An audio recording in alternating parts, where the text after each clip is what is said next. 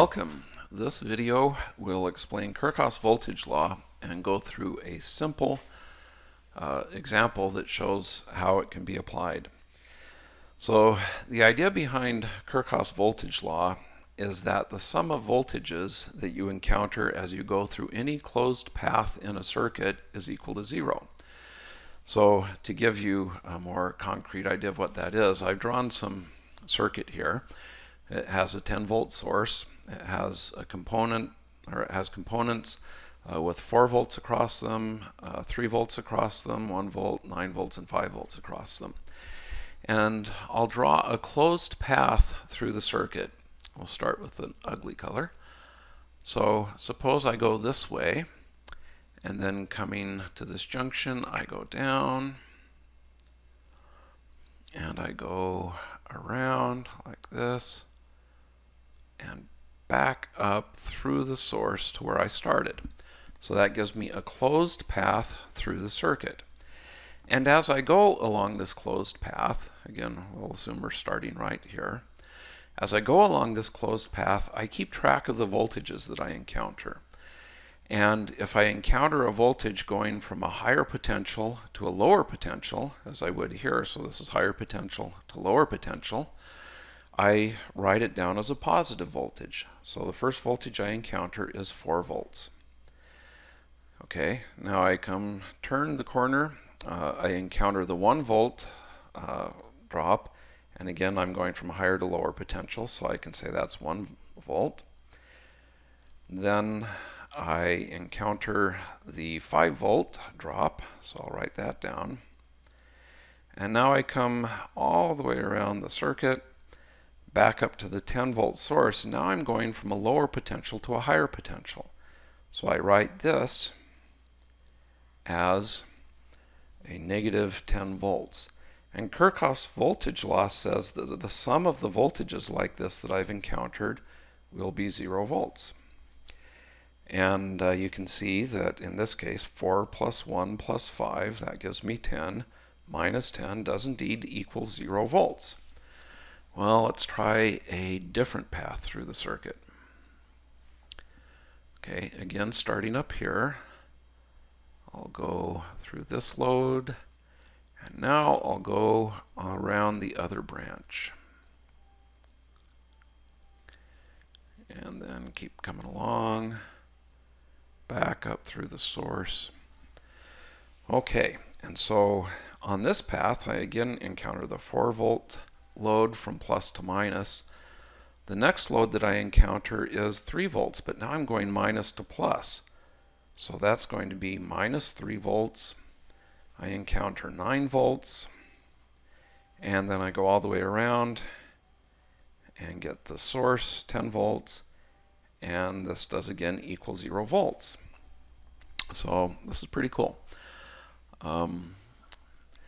Let's do something a little differently. Let's start again up here, but now I'm going to go through the first element. But instead of actually going through the rest of the elements in the circuit, I'm going to go off-road. So I'm actually going to just go straight down to this node and then back up to my source. Okay. Now, in order to apply, I can actually still use this path. Actually, I need to go all the way up to where I started. I can still use this path because I have a path that goes through the circuit. The thing that I don't know, and which I might want to find out, is this voltage from this node up here to this node down here. Well, let's apply Kirchhoff's voltage law and see what happens. So again, I start up in this corner. I go over the 4 volt element from positive to minus. I now go over the unknown voltage V from positive to negative. I hit the source going from negative to positive, and I know, since I've gone through a closed loop, that's going to be equal to 0 volts, which means then that this V, the voltage that's unknown, I can solve for. And when I solve for it, I find that V is 6 volts. So I can actually use Kirchhoff's voltage law to solve for unknown voltages. What that tells me, again, is that the voltage from this node to this node is 6 volts. And sometimes when you're solving circuits, being able to find the voltages between two nodes in a circuit can be very helpful. So let's do one quick example that will hopefully make this clear. Basically what I have here is a voltage source, and this voltage source is connected to 5 light bulbs which are in series. Okay, and each light bulb will represent by a resistor. We model light bulbs, incandescent bulbs, by resistors.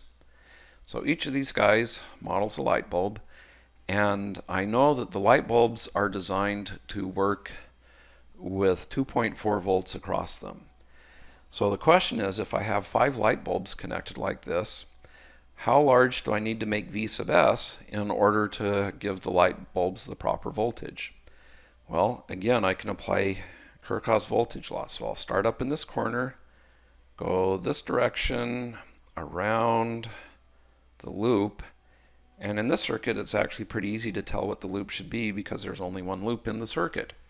So as I went that direction, I encountered the first light bulb, which had a voltage of 2.4, and I'm going from high potential to low potential, so this is a positive 2.4, plus another 2.4, plus a third 2.4, plus a fourth 2.4, plus a fifth 2.4, and this, then I have a minus V sub s. That's negative because I'm going from a negative to I'm going from a lower potential to a higher potential in the source, and this is all equal to 0. So I can solve for V sub s, and I get V sub s is 2.4 plus 2.4 plus 2.4 plus 2.4.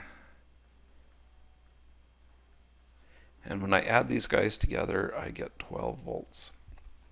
So what this tells me is that if I want to give these light bulbs the proper voltage, I would need to have a source voltage of 12 volts, which is not that realistic of an example, but it does illustrate Kirchhoff's voltage law beautifully. So that concludes this video.